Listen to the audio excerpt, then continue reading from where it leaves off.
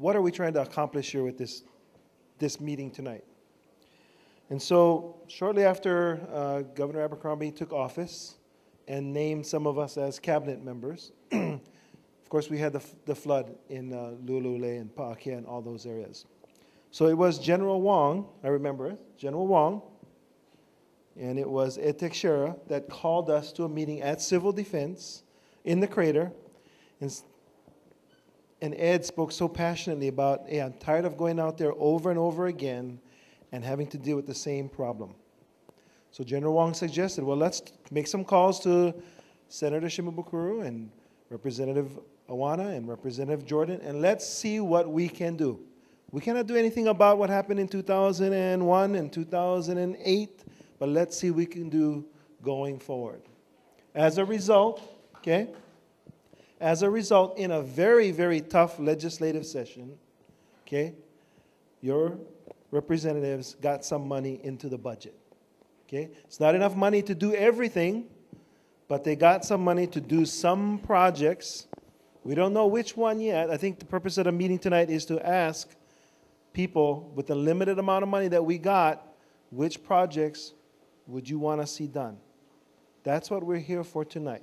Next legislative session, I'm sure these representatives are going to go back in and ask for additional money, and then we'll get a few more of these jobs done. And hopefully over a period of time, then we'll be able to deal with the flooding issues that impact all of us. Yeah? And additionally, it means that, we should all get together and, maybe the neighbors that don't want to clean up their streams, maybe we go and we clean up the streams, whether they want to or not. It's never stopped us in Waianae before, right? I mean, that's the Waianae I grew up in. So that's really the solution. That's why we're here tonight. We cannot do anything about the past.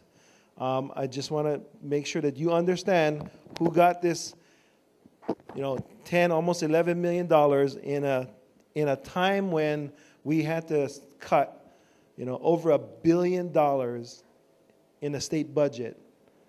Waianae got almost $11 million to start solving the problems that we have to face today.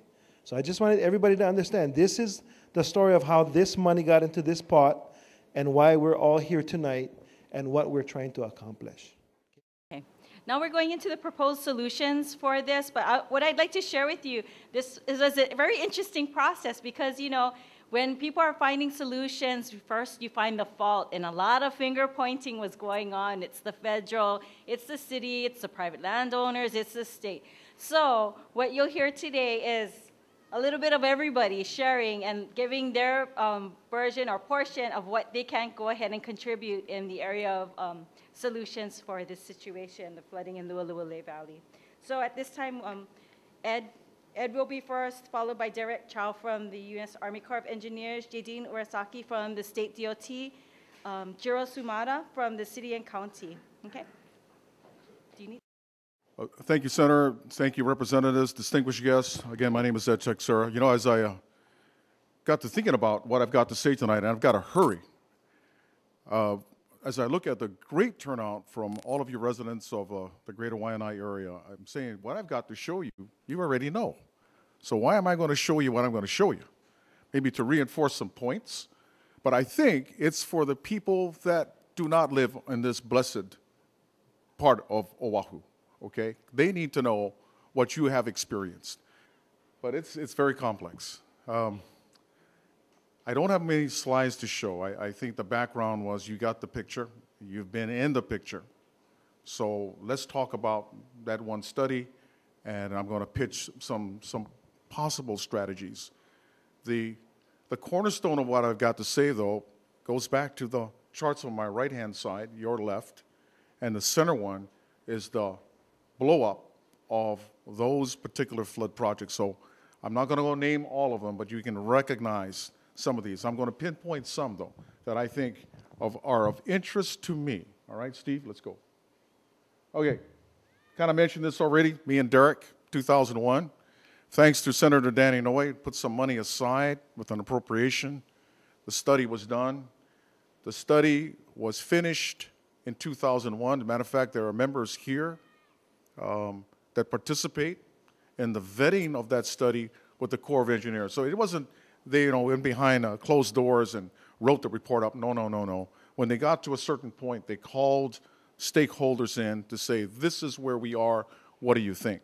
So it was based, though, on the 1996 flood. And the 1996 flood, you got to attach onto something that was very dramatic that I mentioned before, was the huge rock slide above the Makaha Towers. If it can take you back in time, that's what, 15 years ago, almost 15 years ago, okay, right? So that was based, the 1996 was the driver for the 2001 flood study. It came out on the street. We made a very earnest attempt to go find out strategies on how to maximize what monies that could have been available with the federal grants. And one in particular was through the U.S. Department of Agriculture program called the Natural Resources Conservation Service, NRCS, through their Emergency Watershed Protection Program. You know, they offered a grant, 80%, 20%, government or even non-government pays the 20%. Matter of fact, it was the NRCS that built the Ulehava channel, that built the Ma'ili'ili channel. They built it, okay? So it was someone there to help us do that. The bottom line is our plans fell through the crack. Didn't do anything. So there it is. Okay, next slide. Just what the flood study and basically what it entailed, just kind of gives you a graphic of the Waianae Range, if you will, and then it's the basin. Okay, next slide. Just to give you a perspective. Now, that is, again, you can't see it from the back. I can barely see it from the front, but that's there. We have this, the flood study in the executive summary, which I carry around. Steve, can you hand me the blue? It's the blue folder, please. Look at this thin document. This thin document is the executive summary. As Derek says, we have this on PDF. We can email it to you. I have emailed it to several people already. It will show you those projects, okay, right here.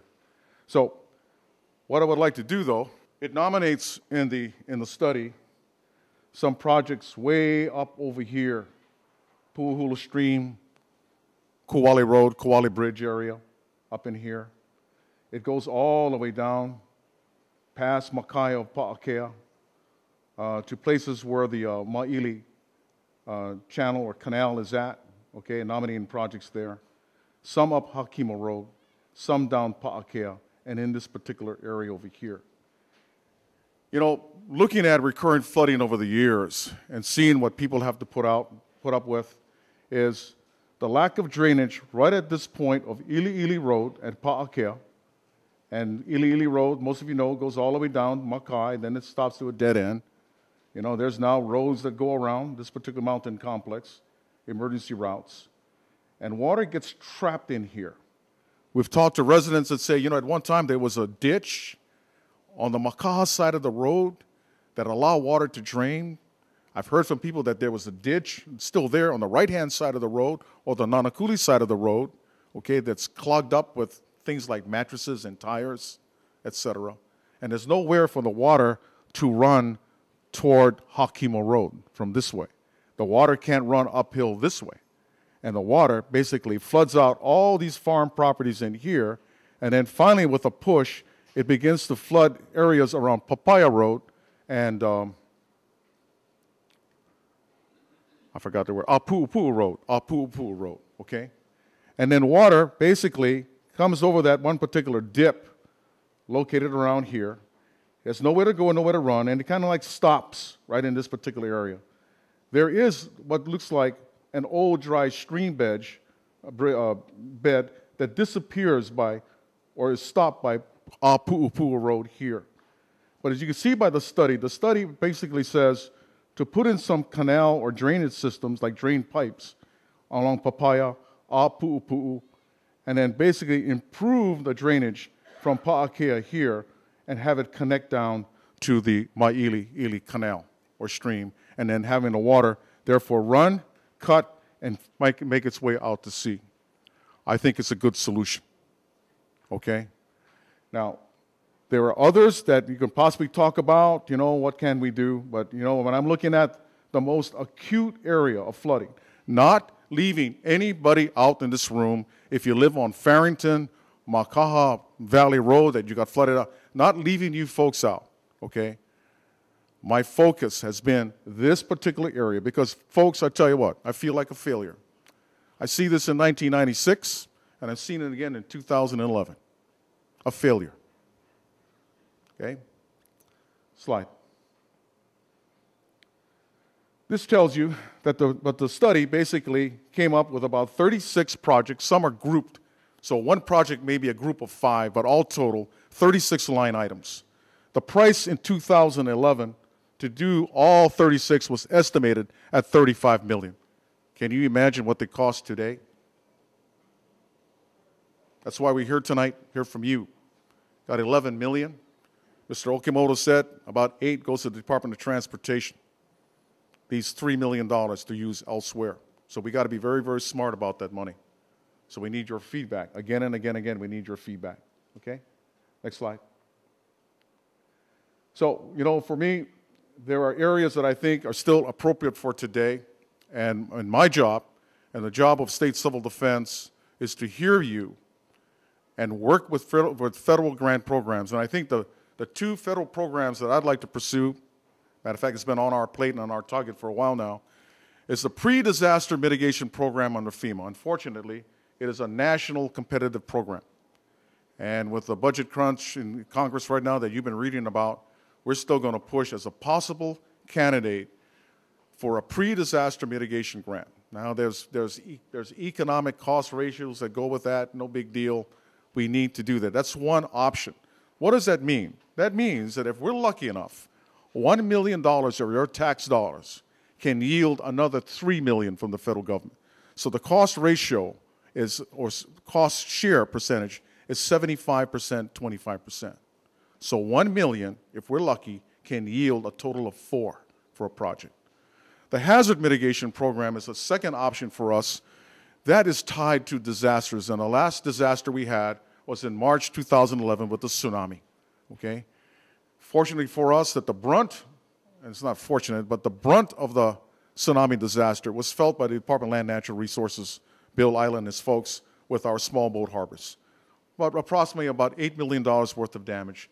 And from that, FEMA has a ratio that said from that, maybe up to about 7% can go to mitigation projects. So there's monies there that has not been committed yet, that we could possibly use to help out with some of these cost share projects. Again, at a ratio of 75% federal, 25% non-federal.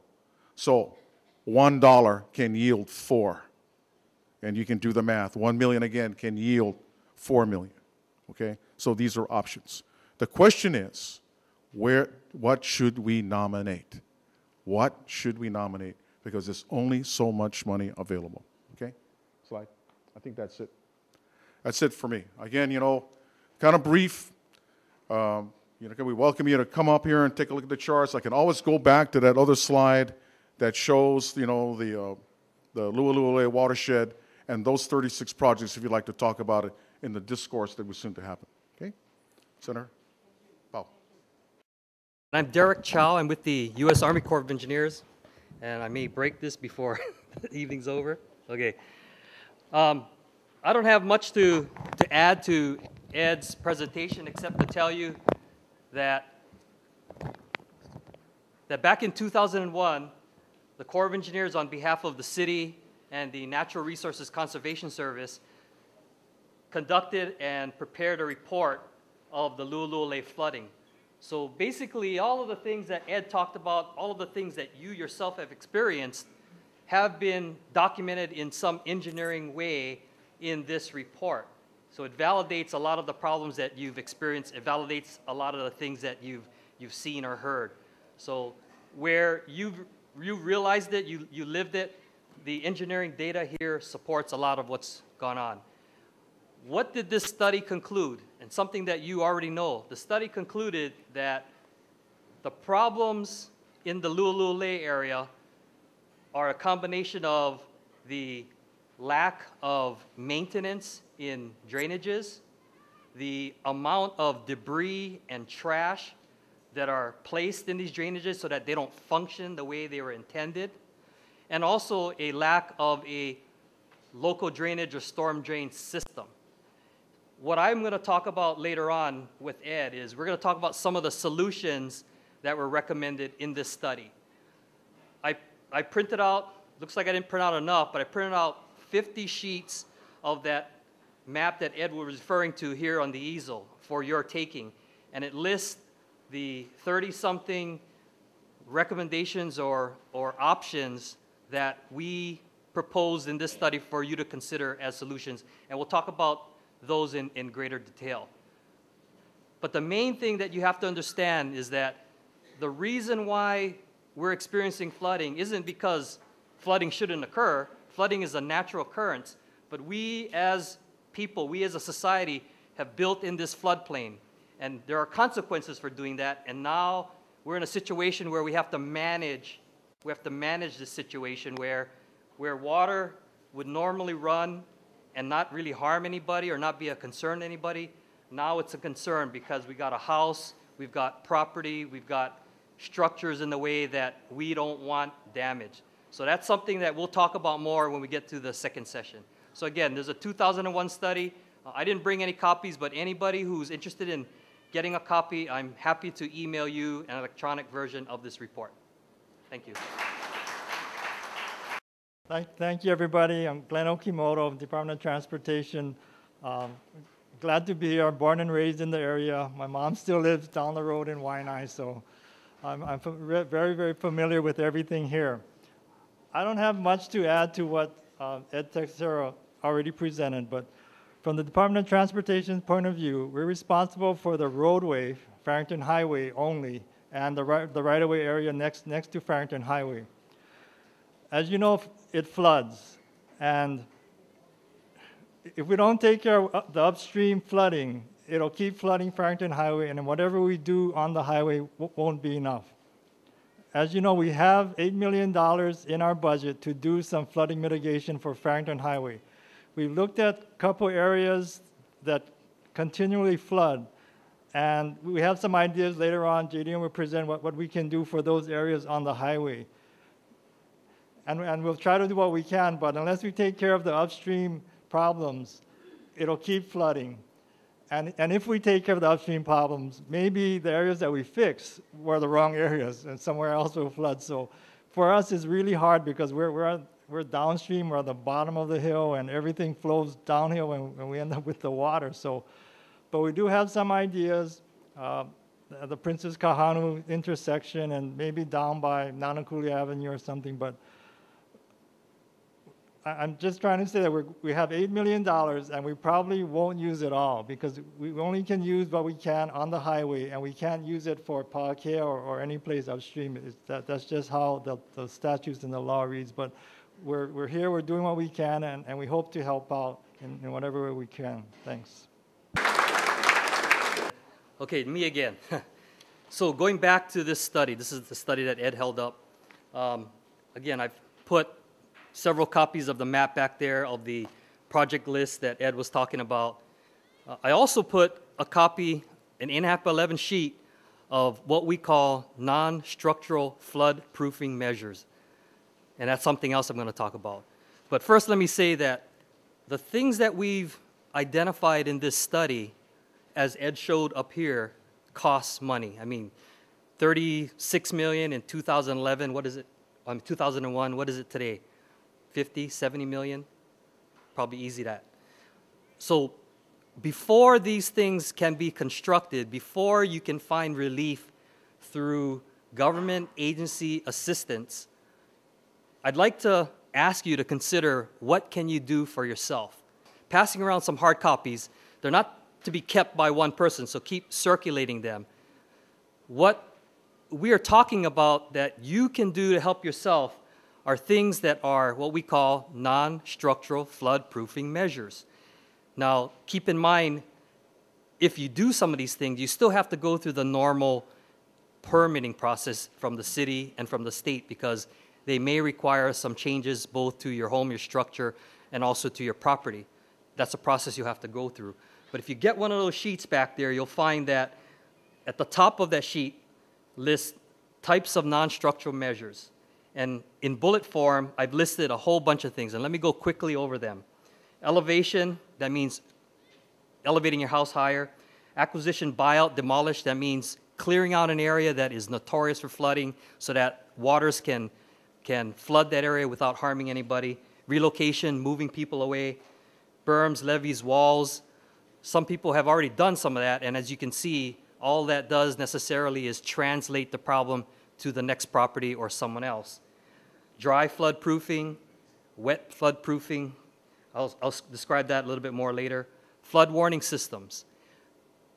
Hawaii is notorious for flash flooding because our mountains are so close to the areas that we live in that it may be raining in the mountains, and within half an hour, that water is already coming down to the coast. So flash flooding is a big problem. Flood warning systems may help. The problems with flood warning systems in Hawaii is because our streams are so flashy that by the time you get the warning, the water's already on you. So you have to look at that real carefully. National Flood Insurance Program, that's a touchy subject. As far as I know, all of these areas have not been mapped and are not part of the state National Flood Insurance Program that is administered by FEMA through the state. That requires you to buy flood insurance if you are in a certain zone that gets regular flooding. Regulation of flood-prone land, meaning if the land is prone to being flooded, certain restrictions apply for any kind of building or use of that land.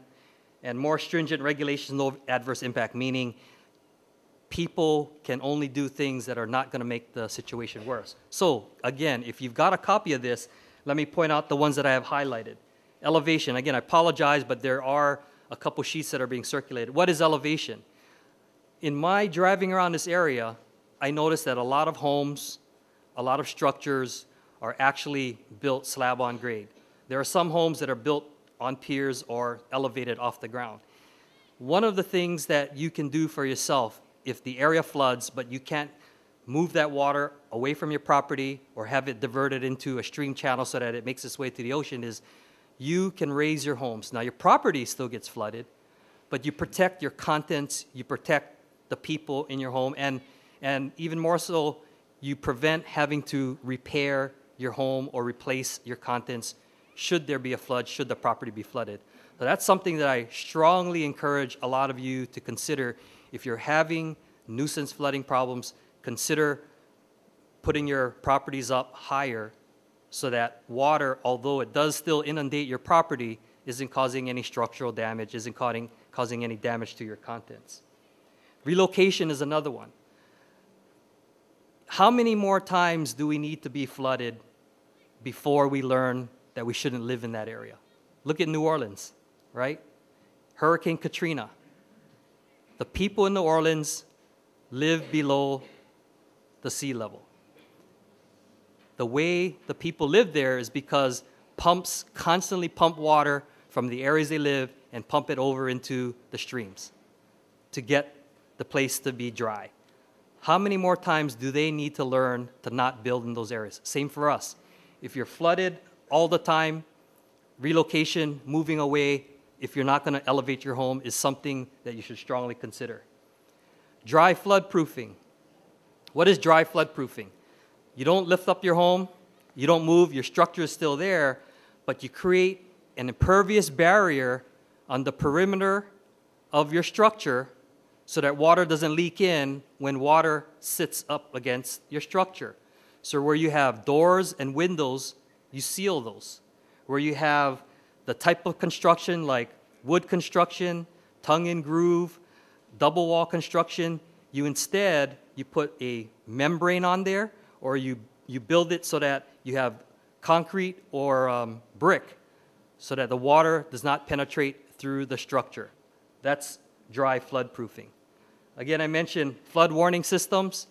The problem with flood warning systems is we really only have a very short time when it starts to rain, the rivers, the streams start to rise, the water starts flowing overland, that it's going to impact you.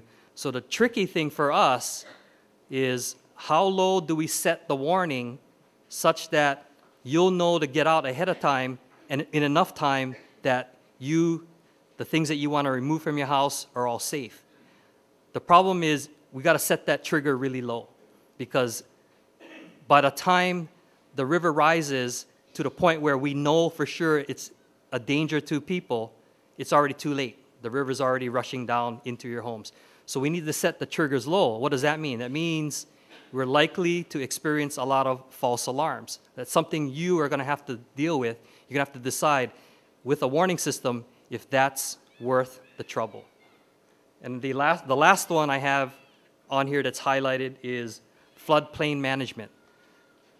Maybe the folks that live here now don't want to move. Maybe the folks that live here now don't want to elevate their homes. But anything that you do to your property in the future or any new construction, you should do it in a way that does not cause liability for yourself, for your neighbors, and for the government agencies. Floodplain management. Manage the floodplain so you're not creating these liabilities. Some of the benefits, of course, saving lives, eliminating or reducing property damage, allowing emergency vehicles to access, especially when water stands for weeks at a time. So those are some of the things that you can consider doing to protect yourself. What I have at the bottom of the sheet, the source of the information here is from the Corps of Engineers National Flood Proofing Committee. I've got a website address here. You're more than welcome to go on there and look at it. They have all of the pictures that I'm passing around here for you to see, to get some ideas on how you can protect yourself. And then lastly, I have my contact information at the bottom of the sheet. And later on, we'll be answering some questions. Thank you. Good evening, everyone. This is just a shot of one of the slides I think Ed had in terms of the watershed area, which of course everybody knows. And then just to kind of reiterate what Glenn had mentioned earlier, until we can address a lot of the upside or the upstream issues, you know, there's not really much we can do on the highway side. Okay. So, you know, if we can get a lot of the water to the stream beds, you know, we have the capability and the capacity of the existing, you know, bridge structures that are on Farrington Highway that can handle the hydraulic capacity coming through. One of the projects that we currently have ongoing that is in design right now is the right over here at the Mailapo Beach Park area. We have a bridge project that's ongoing. It will definitely increase drainage capacity, but that project was specifically done due to structural assessments of that existing bridge. So that project will address it, and if we can do some upper area mitigation, you know, then get the water there, that's going to help.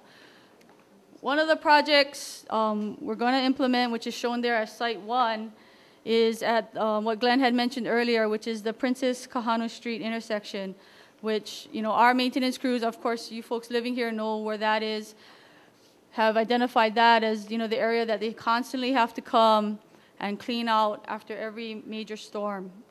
And so what we're going to do is we're going to program a project using some of that $8 million to assess it and come up with a design. The thing with that is that it's not going to be the permanent answer or the permanent solution. It's basically a temporary solution, again, until we can address getting the water to its proper places in this upper watershed area. And until that can all happen, also as Glenn mentioned, then we can start looking at where we need to do in terms of permanent solutions and permanent improvements along Farrington Highway. And so then we can, you know, be fiduciarily responsible in how we expend the monies correctly and address the solutions. And so until that happens, basically these are some of the operational things that we can do now.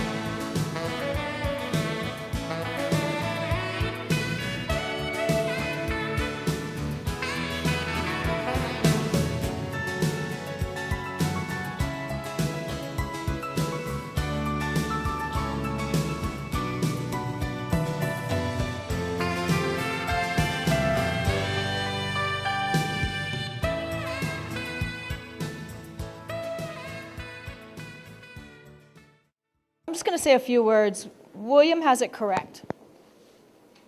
That was 2001. And I'm not going to use the cliches, it's a new day. We are here now. We were asked to put the money in the budget, we did that. We were asked to bring the people to the table, they have come. So what I'm seeing right now is we need to bring the private citizen into the dialogue also, and we all be part of the solution. Instead of saying, you fix, somebody do something. William's right. If it's a private stream or a private area, we need to get together and do something about it. It sounds like we need to have more of these meetings and bring everybody to the table.